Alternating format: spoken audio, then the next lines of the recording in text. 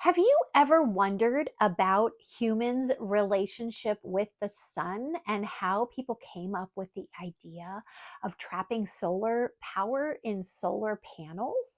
If so, I have a really cool book for you. This is called We Carry the Sun. It's from Newbery Medalist Tae Keller, illustrated by Rachel Wada. This nonfiction book, I would say, is for kiddos a little bit older, maybe 7 and up. And here are a few things that I love about this book. First of all, it has a really intriguing hook, which comes at the beginning of the book.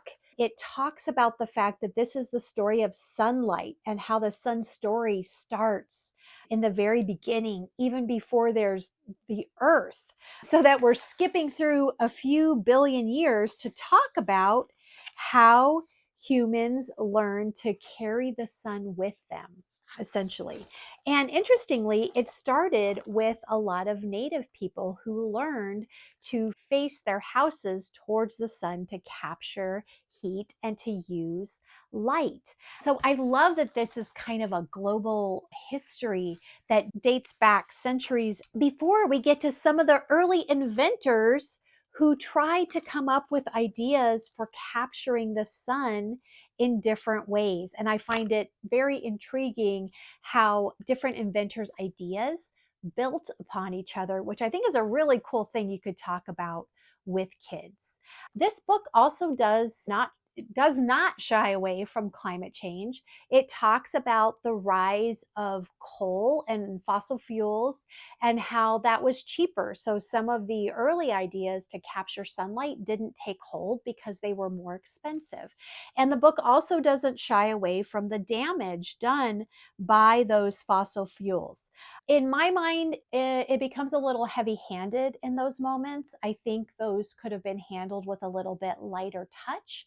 And if that had been done, I think there would have been a little bit more space to get into some of the other inventions that are kind of glossed over at the end. And I don't think anything would have been lost. I think we could have talked about that more deeply in back matter. And then we could have had space for people like Adán Ramírez Sánchez, who wonders how can we prevent solar panels from going to the landfill? And he designs a biodegradable solar panel. Well, I would like to hear a little bit more about that, but that's just my preference coming at it from the perspective of a child reader who's really intrigued by this idea of humans trying to capture the sun and these amazing inventors who are trying to do that. So, activities that you could do with this book, I love like solar oven experiments, especially making s'mores in a solar oven. So if I were reading this book with a kiddo, I would Google instructions on a solar oven. That would be a lot of fun.